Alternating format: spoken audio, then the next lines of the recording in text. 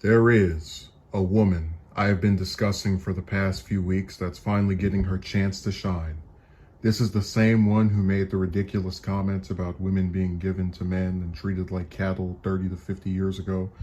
This comment received heavy mocking from me, but it has now been placed in a new ironic light.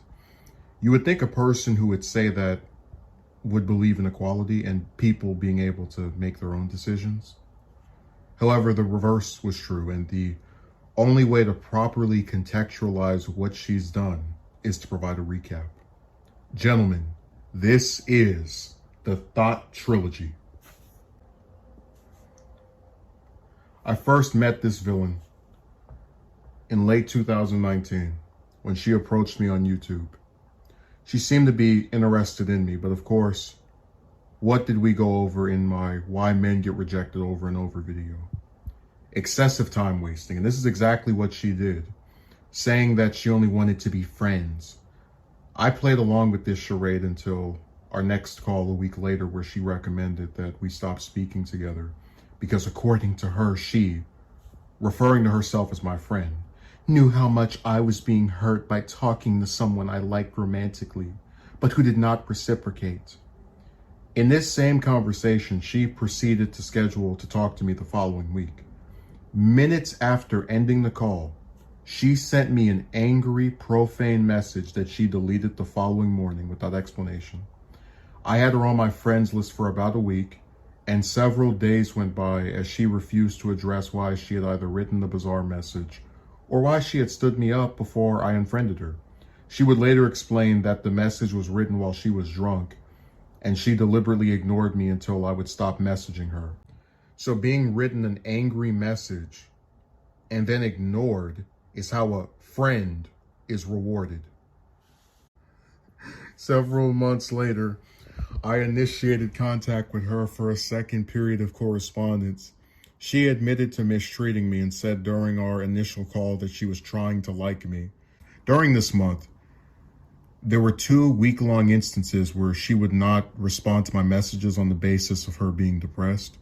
I told her that she was messed up for doing this because I don't understand how you would stop speaking to someone who hasn't done anything to upset you because of factors out of their control bothering you. I myself have had several bouts of depression, but they have never resulted in me cutting off or ignoring someone that didn't cause it. Sometime after this, she begins another period of not responding to my messages, and I unfriend her a second time. At this point, I know her pattern. She likes to avoid speaking to someone who didn't do anything to her on the basis of her never-ending, recurring depression, and to speak in nebulous terms when explaining her actions. As the Thought Trilogy initiated its final installment, I sent her a friend request but did not message her until after roughly 3 weeks had passed. When I started speaking to her the second time, I actually believed I might be able to have a good dialogue with this person if they would stop using their mental health as an excuse to mistreat me. The third time around, I knew there was a time limit on how long she would act like a somewhat stable human being. In our first exchange, she asserts that we weren't helpful or positive in each other's lives, accuses me of being generally not a positive person, and that every time I was down and upset about not being able to get a job or whatever the case may be, she had an upbeat, hopeful attitude. I don't want to spend too much time on all the lies, but I'll address these in particular. What normal, rational person would talk to someone who they claim is unhelpful or positive in their life for multiple durations of time?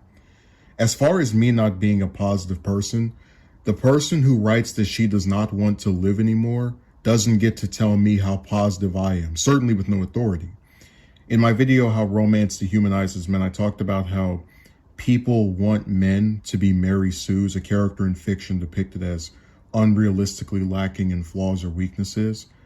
Why would I have an upbeat, hopeful attitude after applying to dozens of jobs and hearing nothing back, or going to interviews that ultimately lead to the same result of being unemployed? Who would have that situation occur to them and be happy or in a good mood? But again, the person who talks about wanting to kill herself and being depressed and suicidal and I don't want to live anymore, all these different things, she gets to feel that way, but I don't get to be depressed over things that bother me. That's fairness. That's equality. During this exchange of messages, she writes that I also like a commentator who she calls a homophobic, anti-Semitic grifter. This disturbed me more than anything else. I'm no stranger to having people watch things I don't like. My brother, for a time, was watching some YouTube channel about horror movies. My grandparents regularly watched Fox News, and my father watches MSNBC. But even in my capacity as a brother, a son, a grandson, I could never bring it upon myself to condemn them for this viewing of things I didn't like or cite it as a factor in a worsening relationship with any of them. It's also important to note that she admitted that I had never shown negative sentiment toward Jewish people or said bad things about gay people. So she's going to use the words of someone she considers to be an intolerant person to hang someone who she admits is tolerant. And grifter is slowly becoming my third least favorite word of all time after the N-word and I-word. That word might as well mean anyone who makes money on the internet that I don't like. If I made enough money on the internet to live off of, I would be called a grifter just because I am being financially compensated for my efforts in creating content that enough people like as to reward me financially. And she hangs out in the progressive corner of YouTube, where they throw that word around like candy to describe anyone that they don't like who gets paid well online. Don't believe me? And the question I've basically been getting from people in the audience is whether the online left is tearing itself apart in a way that is counterproductive to the progressive movement, and whether the left has become overrun with grifters. Integrity, you come on my show and try to back up your bullshit public smearing of me. He does it here too.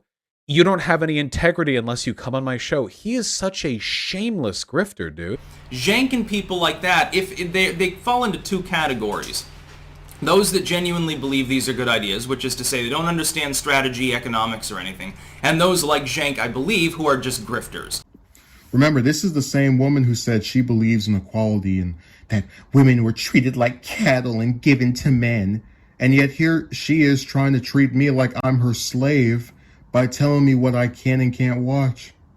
In my video, a woman asked me on a date and then backflips. I said that people of both genders believe I'm supposed to be a little puppet on a string that keeps coming back to a group of women who couldn't care less about me or what I'd like no matter how long I spoke to them or what praise they had to offer me, and who were empowered to say or do whatever they want with no consequence. If it ever came out that I didn't want to talk to a woman because she watched somebody I didn't like, I would either get laughed at for such a nitpick or condemned for being controlling. In December, I did a stream called The New Nonsense, and I had no idea how prophetic that title would be. To think that in 6 months, I would see a woman who said she wanted to talk to me yet missed having a call with me 6 times, even as they were scheduled to accommodate her, that I would be asked on a date and then backflipped faster than the Flash could run, and a woman who's not my girlfriend or wife but feels some authority over what I'm allowed to watch. Our third and final period of correspondence ends with her ignoring me, followed by me unfriending her. Same as it ever was, except in both prior instances, I would just unfriend her after being ignored. This time I figured I would write something summarizing my issues with her. Before we read what I wrote her, I want to highlight something else. She cited me being interested in her romantically and her not reciprocating as being the impetus for her decision to cut ties with me or otherwise stop responding before I would unfriend her. At the start of this third period of correspondence, I told her that I was not upset that she wouldn't go on a date with me anymore. So this means that in spite of her not having the reasoning that she had before, which was trying to spare the feelings of a man she did not want to be with, she did the same thing as before. So now we can prove that me liking her made no difference in terms of her decision to abruptly stop speaking to me. To summarize, she claimed that the reason she started ignoring me in the first 2 periods where we spoke was because she wanted to spare my feelings as someone that was interested in her but was not being reciprocated. So when she starts doing that during the third time after I've told her, I don't want you, her motive can't be the same. After Triple L randomly accused me of looking for something romantic just because I had the misfortune of being a man talking to a woman, she wrote, "Well, it seemed like a reasonable point to make, as pretty much every time someone wants to foster a friendship, it is either romantic or professional, and 99% the former," and continued, "Well, you also barely know what it's like to be a woman if you think that's a crazy hypothesis." And people still don't think women have egos the size of Mount Rushmore. The reason I bring this message up is because it highlights another reason I don't like talking to women in general anymore, because many of them do believe every single person they speak to that happens to be male wants to get with them, even if you do nothing to indicate this as being the case. And even though I was at one point interested in the main villain of the Thought trilogy, I stopped showing interest by the time of the third period of correspondence because I understood she does very ridiculous things for no reason and found this unappealing in someone to be with. "Well, you also barely know what it's like to be a woman." Oh, poor woman, being accepted and wanted by men everywhere you go, no matter what condition you're in. Someone mail me a box of tissues. In my last message to her, before I unfriended her in the final scene of the Thought trilogy, I wrote, "Hey, Bimbo the Bright, it's been a little over a week since you started ignoring me. This is the third time you've done that, so I'm not surprised, but I figured I'd spice things by addressing you in the midst of your ongoing cowardice. Is it too much to ask for you to have a consistent personality? You spoke to me on the phone for around an hour twice and even scheduled having a third one before you switched to your mute mode again. This isn't cute. It's obnoxious and indicative of how bipolar you are." "I never said you weren't good enough. Just that you weren't for me, and I firmly believe I wasn't for you," was another tale you typed. Unless you go on a date with someone, you have no way of knowing how it would go. And the nonsense you're doing now, which you've previously asserted as you trying to spare my feelings, is even worse because I've made it very clear I'm not interested romantically in your defective multi-personality controlling revisionist history behind anymore and would rather drink bleach than be with you. You also like a homophobic, anti-Semitic grifter was rich. You told me all this BS about women 30 to 50 years ago being property of men, but you're trying to make me property of you now by telling me who I can watch. I have never once told you who to watch because unlike you, I don't treat people I talk to online like they're my slaves. You're not my girlfriend or wife. You're just a random computer broad I've spoken to on 3 different occasions who tried to overstate her significance. And when I was never homophobic or ill-speaking of Judaism, a fact acknowledged by you, you still chose to ignore me. So you treat the person who doesn't do what the person he watches does like trash, and you try to hang him over what someone else said.